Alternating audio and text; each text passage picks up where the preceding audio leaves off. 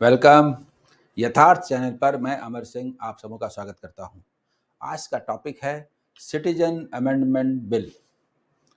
इसे ठीक ठीक चुनाव से पहले लाया जा रहा है।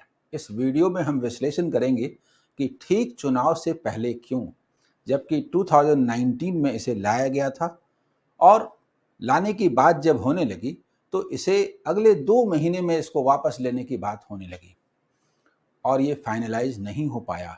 फिर लगभग 4 साल का इंतजार क्यों, पहले क्यों नहीं, अभी क्यों, इसका क्या असर पड़ेगा चुनाव पर और इसके डिफरेंट एस्पेक्ट्स क्या हैं।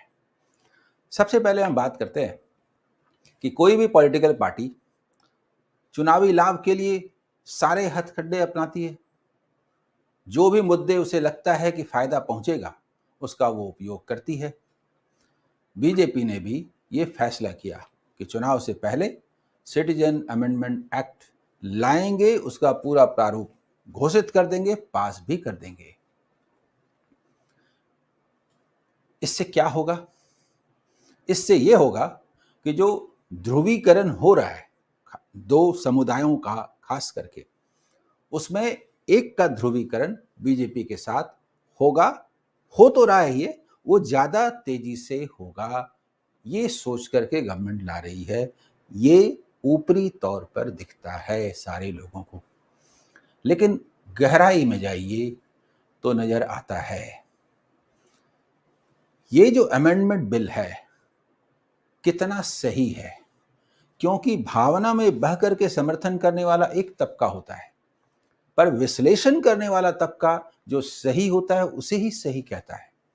तो आप देखेंगे कि सिटीजन अमेंडमेंट एक्ट कितना सही है और कितना गलत। विपक्ष इसको गलत रूप में क्यों पेश कर रहा है, वो क्या चाहता है? जब ये एक्ट आना है तो पक्ष में भी पोलराइजेशन होगा और विपक्ष में भी पोलराइजेशन होगा। तो हम पहले समझ लेते हैं कि सिटीजन अमेंडमेंट बिल क्या है, किसके लिए है। तो सबसे पहली बात यह है कि थोड़ा इतिहास में आप जाएंगे। जब भारत आजाद हुआ तो भारत का निर्माण धर्म के आधार पर नहीं हुआ, लेकिन पाकिस्तान, जो अब पाकिस्तान और बांग्लादेश के रूप में है, इनका निर्माण धर्म के आधार पर हुआ। जिन्ना ने द्विराष्ट्र फॉर्मूला के तहत भारत से पाकिस्तान को अलग किया। आज की तारीख में हम इसको पाकिस्तान बांग्लादेश दोनों के नाम से जानेंगे।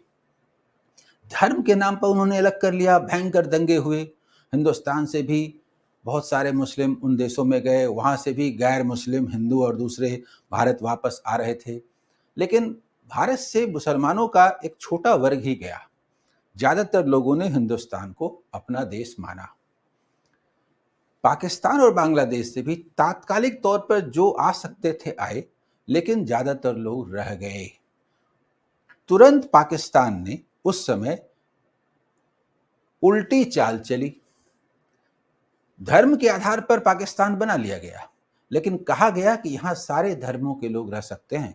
हालांकि ये एक इस्लामिक स्टेट है, तो दूसरे धर्म के लोगों को भी उसने वहां रहने के लिए और सुरक्षा का वादा किया, लेकिन उनको विश्वास नहीं हो रहा था। उस समय भी लोग आ रहे थे, आगे भी आने का था और आते रहे। ऐसे में भारत सरकार ने उनको आश्वासन दिया, तत्कालीन कांग्रेसी सरकार ने आश्वासन दिया कि आप अगर वहां रहना चाहते हैं तो रहिए, भारत आना चाहते हैं तो आइए, आप हमारे नागरिक होंगे, हम आपका स्वागत करते हैं। भारत में तो सबों के साथ समान व्यवहार हुआ, लेकिन पाकिस्तान और बांग्लादेश में समान व्यवहार नहीं हुआ, दूसरे दर्जे का व्यवहार हुआ, आज तक हो रहा है। पीड़ित हैं दूसरे धर्म के लोग, सिर्फ हिंदू नहीं, बाकी सभी धर्म जो गैर मुस्लिम हैं, उनके ऊपर अत्याचार इतने ज्यादा हुए कि अब उनकी जनसंख्या बहुत कम रह गई और या तो बोल के या बिना बोले इंडिया में आते रहे। बड़ी संख्या में उनकी आबादी यहाँ बसी। लेकिन जिस कांग्रेसी गवर्नमेंट ने नेचुरल सही वादा किया था कि हम आपको अपना नागरिक बनाएंगे, वो उस वादे पर खड़ी नहीं उतरी। इतने सारे लोग आए, उन्हें नागरिकता नहीं मिली है, वो बस यूं ही रह रहे हैं, उन्हें यहां पर जॉब नहीं मिल सकता। सोच लीजिए, आजादी के 70 वर्षों से ज्यादा समय में, 75 वर्षों से ज्यादा समय में जब वादा किया गया था, उसके बाद से मैं कह रहा हूं, क्योंकि 47 से लेके 50 से लेके आगे भी लोग आते रहे। इन 70-75 वर्षों में जो वादे किए गए उसके बाद उनके साथ वादा नहीं निभाया गया, क्योंकि इसके पीछे ये सो कॉल्ड अल्पसंख्यक राजनीति है, सेक्युलरिज्म के नाम पर। जो आ रहे थे उनकी संख्या कितनी भी हो, यहाँ रहने वाले अल्पसंख्यक, प्रमुख अल्पसंख्यक की तुलना में वो बहुत छोटा क्लास है। इसलिए वोट की राजनीति के तहत किसी को खुश करने को लेकर के उन्हें नागरिकता नहीं दी गई। तो किसी भी सरकार का ये परम कर्तव्य है कि उनको हम नागरिकता दें। इसीलिए ये सरकार उसको ला रही है। चुनाव के ऐन वक्त इसलिए ला रही है क्योंकि फायदा हो। हर पॉलिटिकल पार्टी किसी भी मुद्दे से फायदे के लिए ही काम करती है, इसलिए इसमें ब्लेम करने का कोई मतलब नहीं बनता। विरोध करना भी सही होता अगर सिटीजन अमेंडमेंट बिल गलत होता, पर वो गलत तो नहीं है। उसके नाम पर अल्पसंख्यक राजनीति करने वाले सो कॉल्ड धर्मनिरपेक्ष लोग गलत कर रहे हैं। जो 2019 में विवाद हुआ था पूरे देश के पैमाने पर, क्यों हुआ था? एकदम गलत फहमी। अमेंडमेंट बिल में क्या है, उसमें नागरिकता किसी को देने का प्रावधान है, और भड़का दिया गया पूरे देश में कि नागरिकता छीनने की कोशिश हो रही है। इसमें छीनने का तो कहीं सवाल ही नहीं है। बहुत है तो किसी को नहीं देना है। हाँ, इसमें इस बिल में मुस्लिम को सिटीजनशिप देने का प्रावधान नहीं है। इसको लेकर के विरोध भी हुए, लेकिन जब आप विश्लेषण करेंगे तो पता चलेगा कि जब भारत से पाकिस्तान अलग हुआ तो धर्म के आधार पर हुआ। मुसलमानों के लिए अलग देश बोल करके ही तो पाकिस्तान बना। अब वहां पर जो गैर मुस्लिम हैं उनको न प्रॉब्लम होगा, उनको न हम स्वागत करेंगे, उनको न हम नागरिकता देंगे। अगर मान लीजिए कि वहां के मुस्लिम भी यहाँ आना चाहते हैं, तब तो पाकिस्तान के बनने का आधार ही खत्म हो गया। तब तो बहुत अच्छा होगा कि भारत, पाकिस्तान, बांग्लादेश सभी मिल जाएं, एक हो जाएं, उनका विलय हो जाए, और फिर हिंदू, मुस्लिम, सिख, ईसाई सारे लोग मिलजुल करके रहें। लेकिन अगर धर्म के आधार पर, वो भी इस्लामिक स्टेट के रूप में, पाकिस्तान और बांग्लादेश मौजूद हैं, तो फिर मुसलमानों को जो वहां पर रहते हैं वहीं रहना चाहिए। यहाँ पर जो मुस्लिम हैं वो इस देश के नागरिक हैं, बराबर हैं। हिंदू, मुस्लिम, सिख, ईसाई सभी आपस में सद्भाव के साथ रहते हैं, रहना भी चाहिए। तो सिटीजन अमेंडमेंट बिल में यही था कि मुस्लिम को छोड़ करके बाकी जितने भी गैर मुस्लिम हैं, जिन पर उन मुस्लिम कंट्रीज में अत्याचार हो रहा है, होता है, वो वहां नहीं रहना चाहते तो कहां जाएंगे?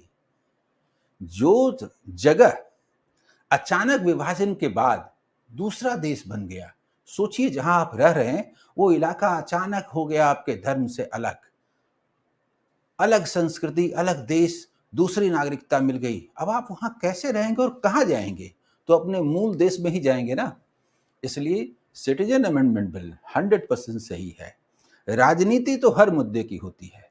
वोट के लिए बीजेपी भी राजनीति कर रही है। सिटीजन अमेंडमेंट बिल ठीक अभी ला रही है, पहले ला सकती थी, लेकिन हम इसका विरोध नहीं कर सकते क्योंकि जो सही है वो सही है। अगर सिटीजन अमेंडमेंट बिल गलत होता तो फिर जो विरोधी दल विरोध कर रहे हैं उनका विरोध भी सही होता, चाहे इलेक्शन से पहले हो, इलेक्शन के ठीक समय पर हो या उसके बाद हो।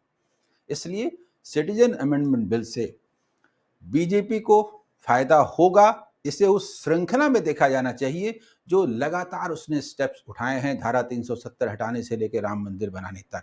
उसने जो चेन बनाया है, जो श्रृंखला बनाई है, उसी की ये एक अगली कड़ी है, और ये उस मुहिम को बल देती है। वो तूफान की ओर बढ़ रही है जिसकी शुरुआत मोदी जी ने कर दी है।